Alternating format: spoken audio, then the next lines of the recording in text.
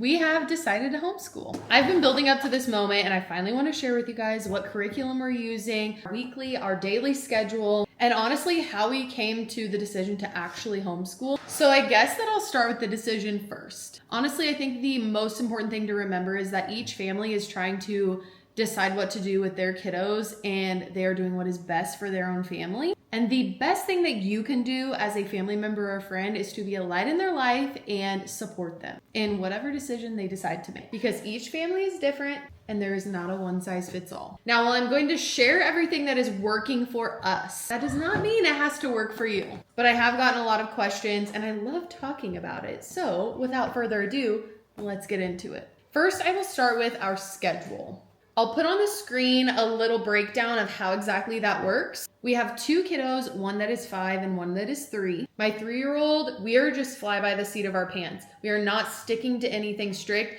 I do have the different things I want to do with her in the schedule, but if she's not feeling it, she can get up and go play. I have absolutely no problem with that. This is exactly how I did the schedule. I knew that I wanted it to be 90 minutes long, and I wanted to cover everything every single day, aside from if the 3-year-old decides she wants to get up, like I said. So I went into Claude, I put everything that I wanted to get done and the time constraint. I wanted this to be around 90 minutes, which is honestly plenty of time. Isn't that crazy? We are homeschooling on Mondays and Wednesdays. That is because on Tuesdays and Thursdays, we actually have our co-op days and we're gone most of the day. Those hours at co-op do also go towards our Missouri school hours. We have to have 1,000 hours. Technically, because he's in kindergarten, I don't really have to report those hours, but I do want to go ahead and start tracking those. I do need to come up with a tracker system. If you have one that you like, go ahead and drop that in the comments or shoot me a message on Instagram and let me know. As I'm going through the schedule, I will share each bit of curriculum that we're going to be using. We did decide that we were going to be using the Generations curriculum. This is a faith-based curriculum. It has a read aloud book that goes first. This is exactly how we start our day. It is a story about a little girl whose parents pass away at birth. It's just a beautiful story that teaches you about God all throughout. This is a great way for us to get started and have some really good conversations. While I'm reading that, I also have the kids practicing writing their names. I actually created these on Canva. So I have Magnolia's here, Stetson's here. You can see this is an old menu container. So this is actually erasable and they're able to just practice this while I'm reading and talking to them. I may be adding a few more things in here. I'm thinking about adding days of the week, months, all of that too, that they could be doing on the back. But for now, we're just getting into it and we'll just see how it goes. So that is the first 10-ish minutes of our day.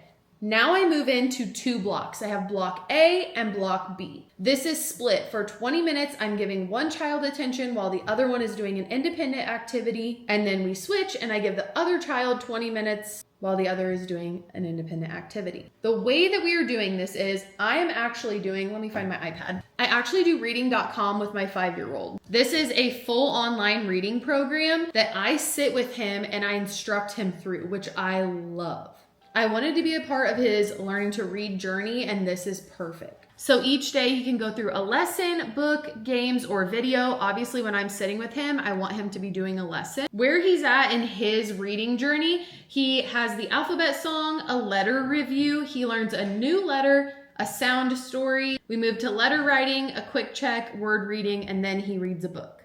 At this point, he's actually reading 3 and 4 letter words, which is just crazy to me. Now, while he's doing that activity, my daughter is doing an independent activity. Today, she wanted to continue practicing writing her name, so that's what she did. I'm perfectly fine with her coloring, drawing, whatever she wants to do, but these are really cool. These are from Young and Wild. My sister-in-law got these little sensory bins for the kids for their birthday. They're kind of a mess because they've had them since April, but this is what it looks like. Magnolia's is mermaid themed and Stetson's is dinosaur.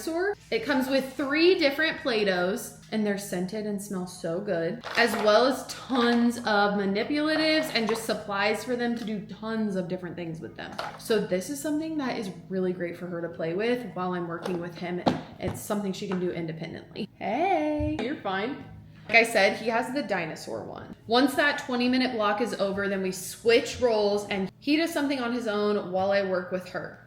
Last year I used the Good and the Beautiful curriculum with him and I loved it, so I decided to start it with her. It's just a little preschool curriculum, super simple. I'll give you an example. This was lesson 1. We learned about the letter A, the sound it makes. She had to identify it. If you buy the entire curriculum, it actually comes with a bunch of games. So we have those from last year. We just haven't gotten into them yet. So while I'm doing this lesson with her, which we're just doing 1 lesson a day, my son is doing an independent activity. I give him the option to do an activity like a sensory bin, or I do have another program on my iPad called Splash Math. They have ELA and math. I'll put links to both programs we use on the iPad in the description, but no, they both do cost. Most good apps do. But within this app, he can go through ELA or math, and there are tons of really great educational games. Each subject does have a learning path, and when they learn a new skill, it actually sends me an email letting me know that they have finished that skill.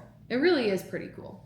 So that is it for block B. After those individual blocks, we all come back together, and I purchased these from Amazon. I'll put links in the caption as well, but these are handwriting without tears. I have the My First School book for my daughter, and I have the letters and numbers for me, for my 5-year-old. These are the ones that we have been working on. You can see his handwriting is getting so much better. For my daughter, there's a lot of coloring, tracing, very simple skills. And to be honest, today she wanted nothing to do with this, so I let her sit and do Splash Math or Splash ELA while I was working with my son.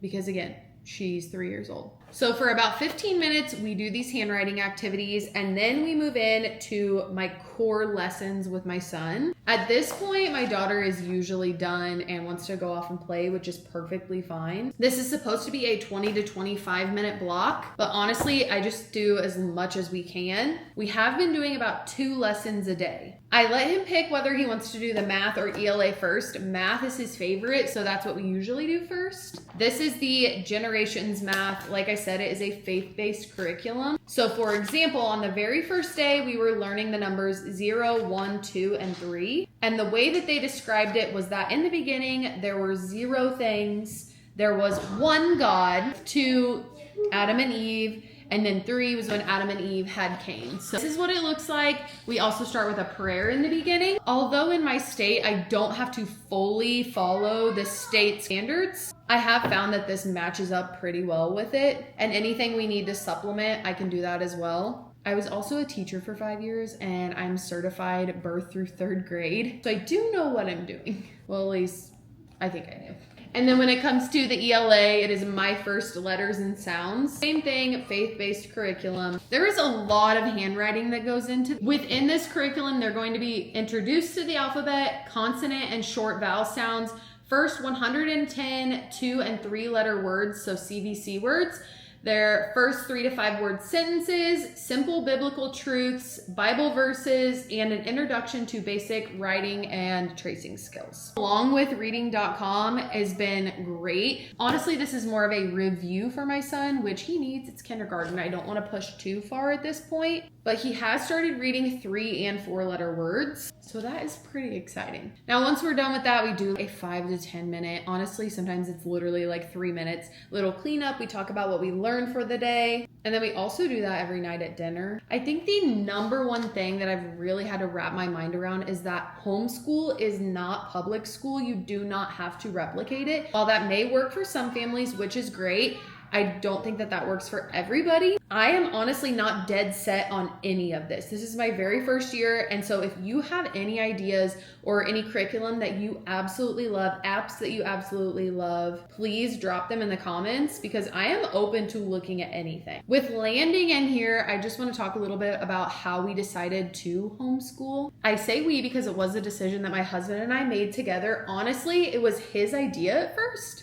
He was the one that approached me about it, and it took a lot of praying and just looking through things to try to figure out if this would actually work for us. Last year, I went looking for a co-op. If you don't know what a co-op is, there are different ways that you can participate in them. The specific one that we go to, our son goes on Tuesdays and Thursdays. He is there. There are multiple teachers. We do pay to go there. There are multiple teachers and subjects. They have STEM, ELA, art, music. This year they are adding in a social emotional class and a life skills class. It is so great for him to be able to get out and go to those classes 2 days a week. And while he's there, I'm able to chat with all of the moms, and my daughter is able to stay and play with all of the other kiddos. Once I found this co-op, it was like I had this overwhelming amount of peace that this was exactly where we were meant to be. And I'm not saying that might not change in the future. I'm not dead set that homeschool is going to be it for the rest of my child's educational career until he graduates high school. He and she graduate high school. But for now, it is what's working for us. So hopefully this was helpful, maybe gave you some ideas. If you have any other questions, I would love to expand on any of this because I feel like I have so much more that I could share. So if you do have any questions or suggestions, please drop them in the comments. We'd also love for you to follow along our journey. So if you are new, make sure you hit that subscribe button. Let us know where you're from in the comments, and we will see you all in the next one. Bye.